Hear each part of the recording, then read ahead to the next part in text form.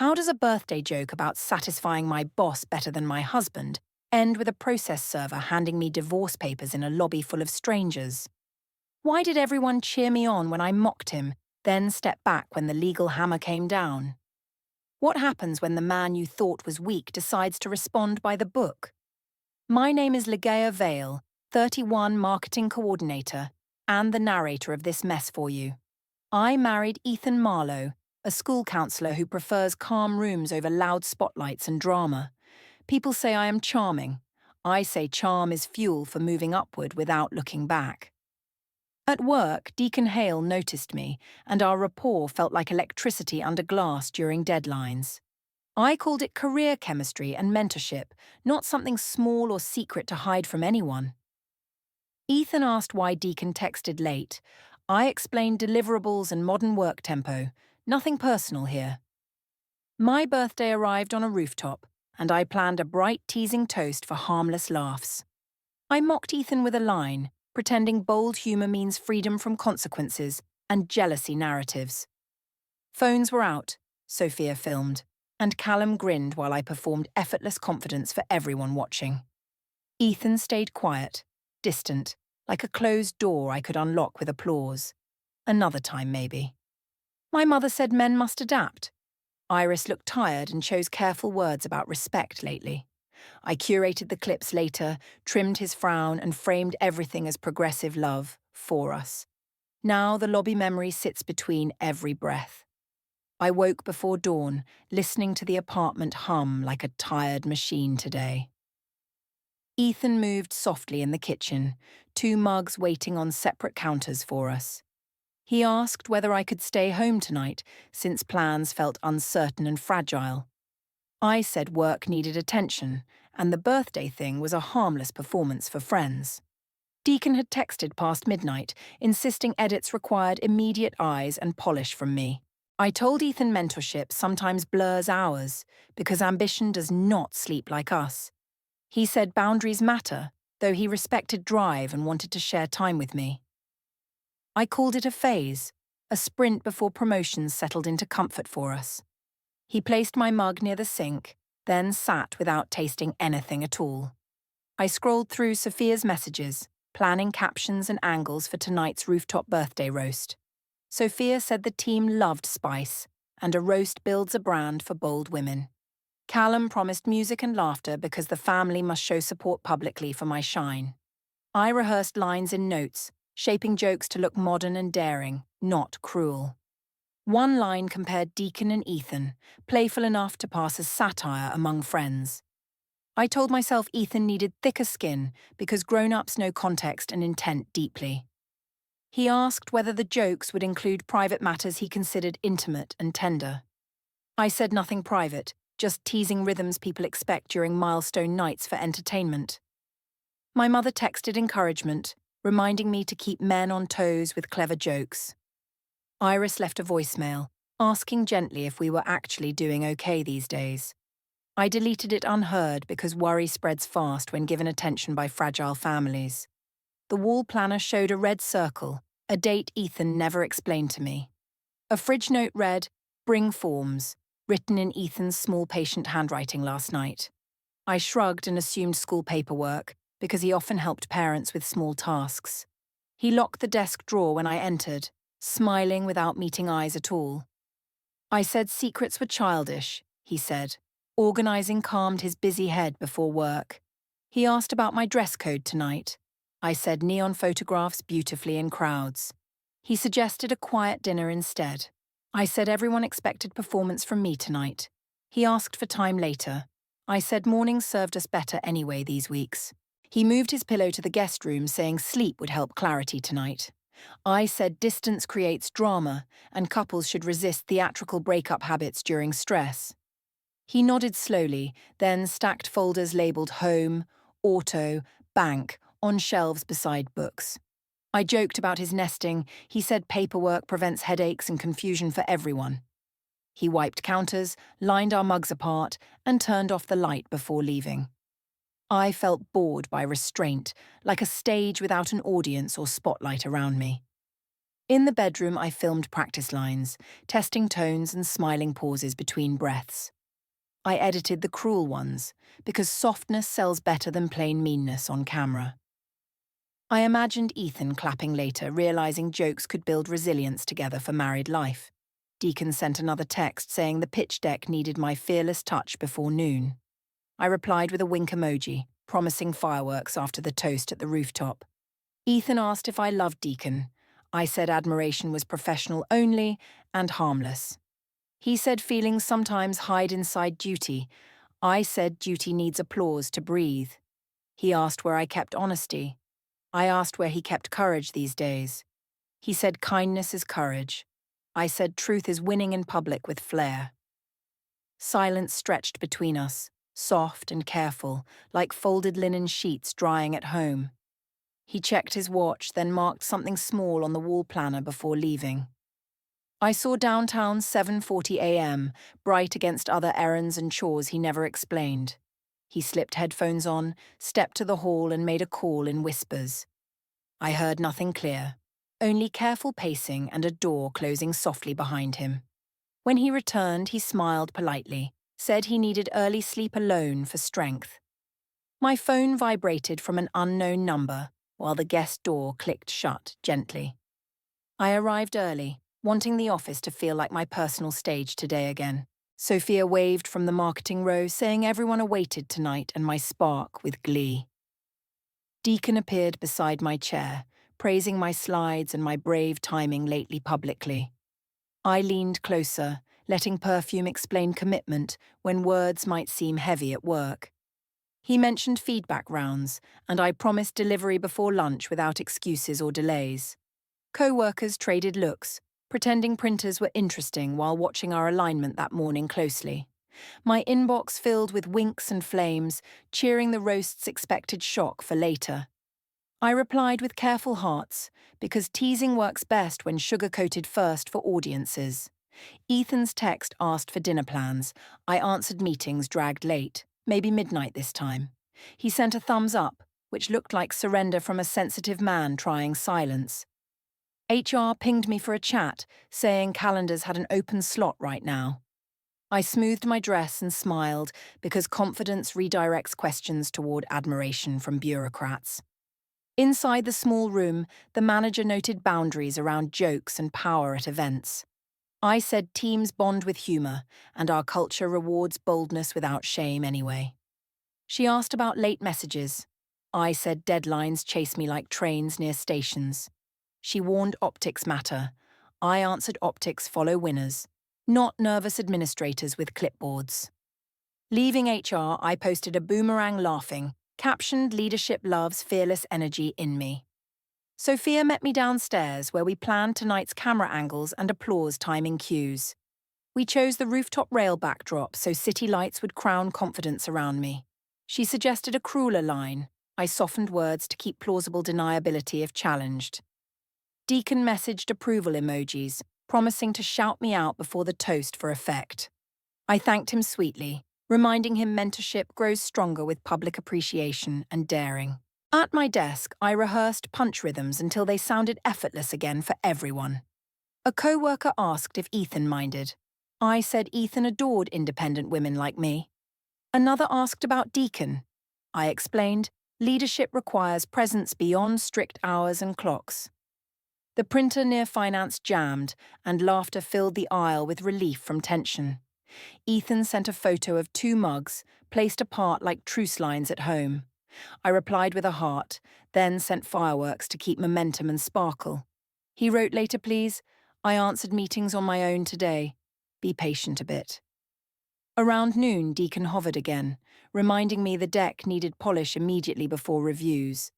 I followed him to a glass room where reflections made distance comfortable for us. He praised my courage.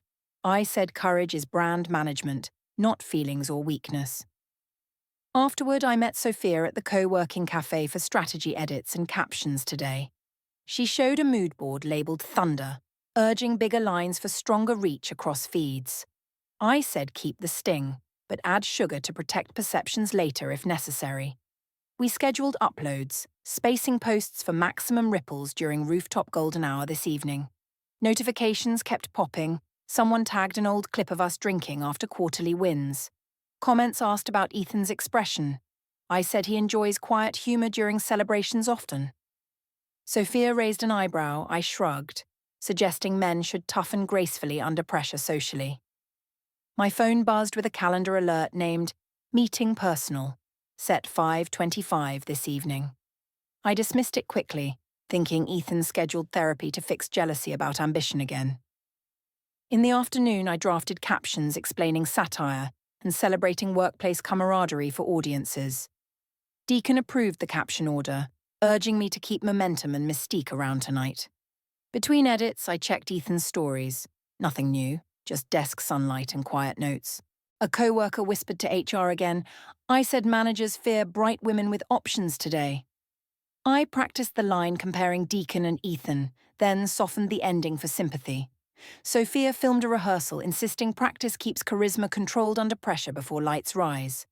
I sent Ethan a selfie, promising cake after the crowd finished cheering for me. He replied, Take care. I told him tomorrow will feel lighter again for us.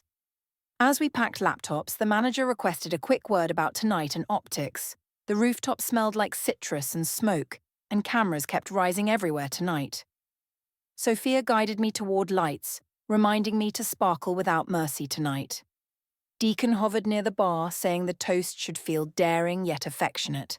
I said the city would crown me, and nerves would vanish completely. Ethan arrived late, carrying a small box and standing apart from everyone deliberately. He greeted colleagues politely, then stared over the skyline like distant weather. Callum checked his phone, saying the comments were already trending and multiplying fast. I rehearsed the rhythm again, smoothing edges until applause felt guaranteed tonight. When music dipped, Deacon tapped his glass, inviting me to begin confidently now. I spoke about ambition, polish, and teams that thrive under fearless leadership. Laughter warmed the air, and I leaned harder into playful marital theatre tonight. I said Ethan preferred quiet, while Deacon handled storms like practiced sailors. Some friends whooped, and others looked down, pretending to check their notifications nervously. I felt the rush, so I pushed into the risky line next. I joked I was satisfying my boss better than my husband ever could. The sound cracked, half laughter, half sharp breath scraping across the rail. Ethan's face stilled, not angry, just closed, like windows before evening rain begins. Sophia raised her phone and the crowd leaned toward the spectacle unfolding. I added sugar quickly, saying love survives roasts because trust grows stronger afterward. Callum shouted approval, while co-workers exchanged glances that were not pure delight. Deacon clapped with elbows tight, saying optics mattered, but performance mattered more tonight. I gestured toward Ethan, promising cake later, and a truce before bedtime. He nodded once, placed the gift on a table and stepped back silently. A breeze lifted napkins, and laughter thinned like foam losing structure quickly. Someone near HR whispered that the joke felt risky for workplace harmony honestly. I said context mattered, and artists test limits when love is present. Ethan stepped toward the railing, slid on headphones and made a call quietly. He watched the street below, measuring breaths, counting cars moving like decisions. I felt annoyed, telling myself he weaponized silence whenever the spotlight left him briefly. Sophia mouthed, "Keep going," and I delivered another burn about schedules tonight. Deacon drifted away, speaking to security, then returning with care, practicing calm later. He suggested a smoke break after speeches to cool rumors and eyes. I finished the toast, bowed slightly, and basked under phones like heat lamps. People congratulated me loudly, and others looked relieved when the moment finally ended. Ethan handed Callum the box, saying he could deliver it later maybe. Callum asked if everything was fine. Ethan said he needed air outside. I followed Deacon to the patio, insisting the joke built team spirit tonight. He said optics worried him, because leadership dislikes messy stories during reviews. I argued the crowd loved it, and Ethan would laugh tomorrow morning anyway. Deacon studied me, then adjusted distance, like heat requires measured handling sometimes. He said we should pause appearances because HR might misunderstand playful mentorship badly. I called him cautious and promised to steer the story back tomorrow. Returning inside, I felt eyes on me, warm and cold in turns alternating. Ethan stood near the elevators, scrolling slowly, phone screen reflecting steel doors.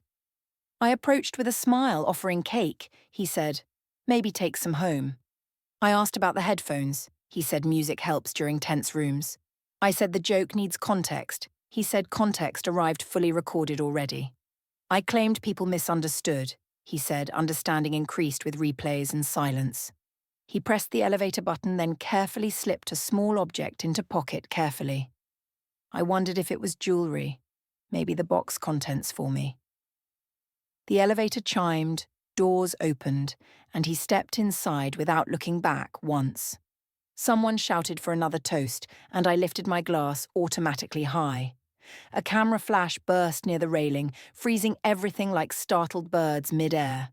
I smiled wider, telling myself control returns to whoever keeps performing longest.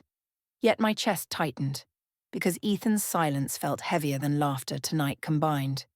The flash faded, and his elevator descended like a sealed verdict below. We booked a long table at a family restaurant with bright murals tonight. I arrived early, wanting to control seating and the angle of conversation perfectly. I placed Ethan between Iris and Callum, so he felt surrounded by support. Sophia confirmed she would swing by later, though I preferred limited witnesses tonight. Nadia hugged me loudly, saying stars shine brighter when critics whisper from shadows. I said confidence grows louder with practice, and humour keeps marriages modern today. Ethan greeted everyone with soft eyes, then arranged cutlery like measuring his patience. I introduced cake plans, promising a kinder toast to smooth last night completely. Iris asked if yesterday counted as kindness. I said context fixed everything easily. Callum showed the rooftop clip again. I said editing removed harmful parts already. A server poured water. I rehearsed a gentler script about resilience and teamwork. Ethan thanked the server, then studied the window hoping for quieter weather. Nadia asked if Ethan disliked jokes. I said he preferred serious school counselor energy. Iris said respect matters. I said respect adapts to modern audiences seeking authenticity now. The appetizer plates arrived, and napkins kept unraveling like nerves in my hands. I told the table that satire builds thicker skin. Ethan kept folding napkins. Sophia messaged that comments were mixed. I typed that trend storms eventually pass. Callum asked if Ethan forgave me. I said, marriages require flexible interpretations during stress. Iris asked whether I would enjoy reversed jokes. I said outcomes depend on framing. Ethan said he appreciated calm settings. I said celebrations deserve bold, brilliant gestures sometimes. Nadia toasted to fearless women. I said bravery should never be mistaken for cruelty. Iris watched me quietly, like searching for proof beneath my glittering explanations carefully. The server sang for cake. I clapped first, guiding the room into warmth. Ethan smiled politely, blowing the candle with one efficient breath, then thanked everyone. I handed him the gift Callum kept after the rooftop, repackaged discreetly. He said later would be better. I said surprises work best during audiences. Iris suggested fresh air, I agreed, and steered us toward the park after. Outside, streetlights fizzed softly, and traffic hummed like practical life refusing staged drama. At the playground, Ethan tied a child's shoelace, his movements careful and patient. Parents thanked him warmly. I reminded them he handled kids well at school. Mila ran up smiling, then asked whether husbands cry when wives post mean videos. The question snagged the night, simple and heavy, like a stone in soup. I laughed too brightly, saying humour teaches strength. Ethan said grown-ups use their words. Mila looked between us and said kindness beats jokes. I said perspectives vary widely. Iris knelt to Mila, explaining that feelings matter. I said growth sometimes hurts. Ethan watched the swings, then checked his phone like tracking unseen appointments quietly. I saw a calendar flash on his watch reading downtown 9:05 a.m. tomorrow. I decided he sought career workshops. Iris glanced at me but said nothing. We walked home along the river, silence stretching like laundry lines between buildings overhead. On the balcony, city air cooled my skin, and I curated captions again. Ethan stacked binders labelled Home, Auto, Bank beside the bookshelf with meticulous care. I said he was nesting dramatically. He said organisation prevents future headaches and confusion. He placed a USB stick labelled with today's date under a taxes folder. I called it overkill. He said tidy records help everyone during stressful seasons. Inside, 2 mugs waited on opposite counters, like truce lines drawn with porcelain. I posted a cropped clip, showing my grin and hiding Ethan's tired expression. Sophia messaged that HR watched stories. I said HR confused empowerment with scandal again. Callum texted that comments turned mean. I replied that haters fuel algorithmic reach. Iris stood in the doorway, asking whether I would actually apologise without conditions. I said, apology requires shared context, she said. Respect requires clear responsibility before context. Ethan took the guest room pillow again. I said separate sleep invited gossip tonight. He said rest helped decisions. I said decisions appeared better after applause tomorrow probably. A car outside idled facing the street, headlights steady like a waiting metronome. I closed the balcony door, then smelled faint printer toner drifting from the hall. Ethan minimized a laptop screen as I entered, saying he was organizing documents. I said transparency builds trust. He said privacy protects peace when tempers are high. He placed a new key on his ring. I said it looked unnecessary. He said backups mattered. I said trust should be enough when partners believe correctly. My phone chimed a cloud sync notification, saying file uploaded successfully in Archive A. I pretended not to notice, then scheduled tomorrow's post to defend modern humour. Ethan checked the wall planner. The red circle glowed like a quiet warning. The guest bed looked slightly disturbed again, sheets smooth and corners tucked evenly. I told myself space heals pride. He told himself order heals minds under stress. In the kitchen, the fridge note bring forms still waited, curling at edges. I imagined school paperwork. He stacked envelopes neatly, flipping mail with measured hands. Iris texted goodnight saying kindness chooses gentler words. I replied, growth demands brave delivery. Nadia posted an unbothered selfie. I liked it, and muted incoming comments tonight. Sophia asked whether Deacon confirmed tomorrow. I said he maintained distance for optics recently. Ethan set a phone alarm labelled paper drop, then turned it off immediately. I asked whether we were fine. He said we would handle things properly soon. I said love deserves spectacle. He said love deserves honesty without audiences anymore. From the balcony, I watched the river turn darker, swallowing the city lights slowly.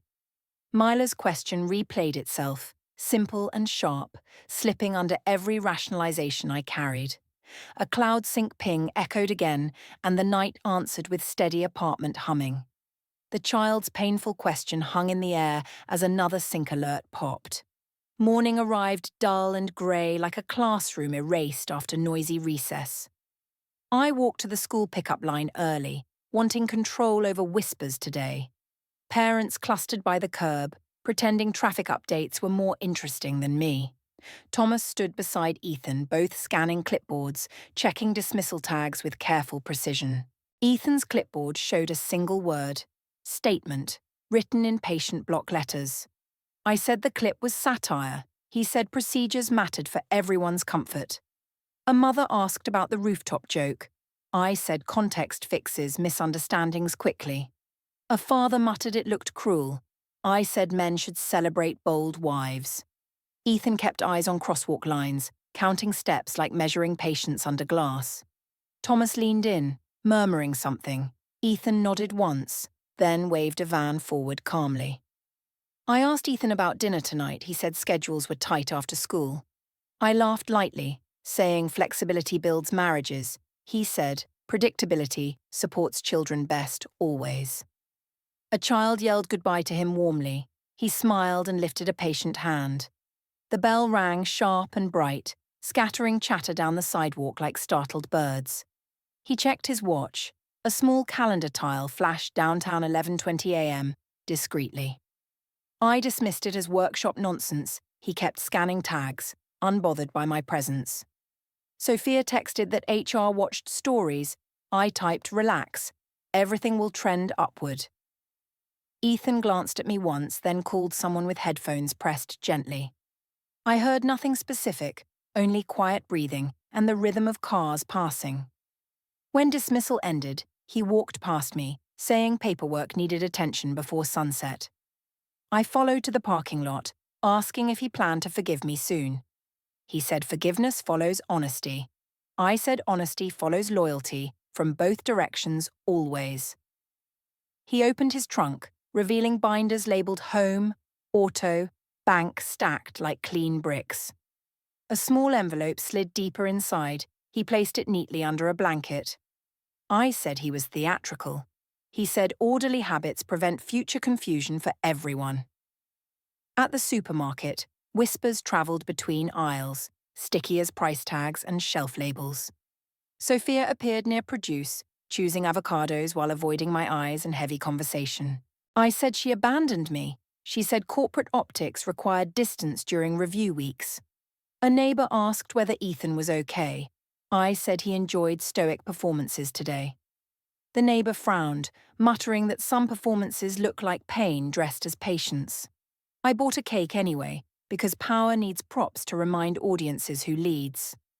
At checkout, the cashier mentioned seeing me online. I said satire trains resilience gently.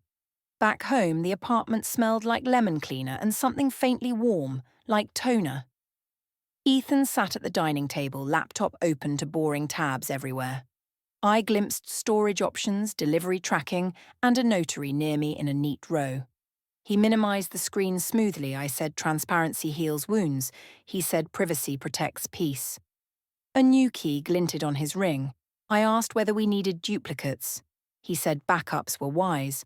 I said trust should be enough when hearts cooperate. He sliced the cake straight, then covered both plates with tidy plastic wraps. I said presentation matters more than paperwork, he said. Consequences outlive presentation's short shine. He folded laundry with ruthless precision, corners sharp like origami birds refusing flight.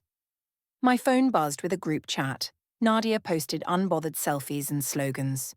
Iris texted privately, asking whether I could apologize without performance or conditions attached. I typed maybe later, then scheduled a post defending fearless women with careful phrasing.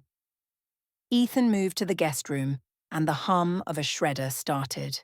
I said shredding looked suspicious. He said recycling required careful preparation and space today.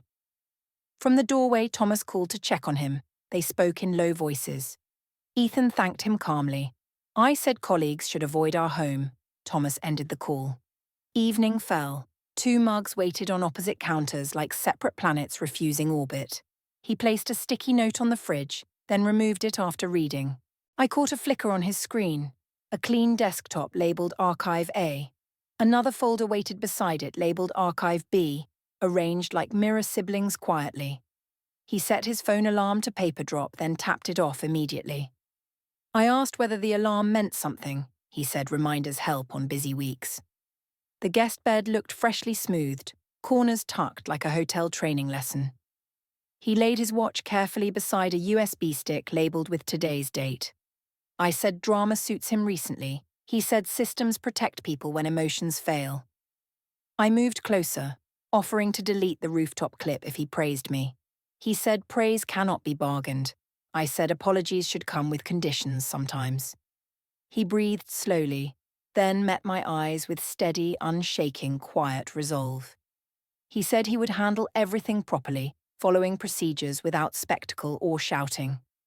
I laughed and asked what properly meant. He said I would see very soon. The apartment fell still while the shredder whispered once more from the guest room. I entered the office tower lobby, dressed bright, expecting Deacon's smile. Security said Deacon was unavailable and asked me to wait near fountains. I laughed, telling them leadership often arrives late when pressure builds. An elevator dinged, and people spilled out carrying salads and phones. Sophia texted that optics were tricky. I typed that optics follow winners. A man in a blazer approached, confirming my name with careful pronunciation. He introduced himself as a process server, neutral and brisk, carrying documents. He said service would occur here publicly, and requested I hold still. I told him Ethan exaggerated, and co-workers would correct misunderstandings soon. He replied that misunderstandings were irrelevant.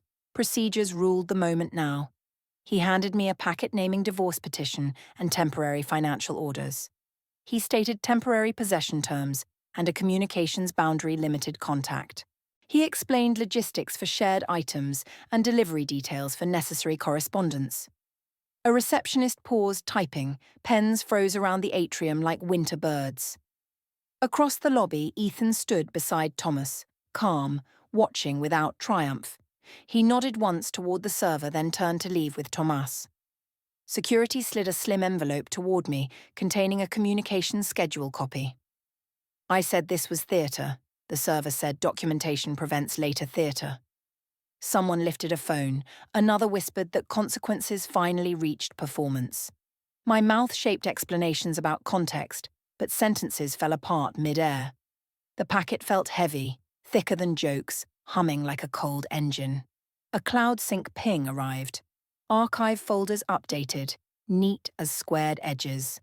I saw my reflection warping in glass, while elevators breathed and closed. The server said I was served, then noted time and witnesses calmly. The doors shut behind Ethan and the packet pressed against my ribs.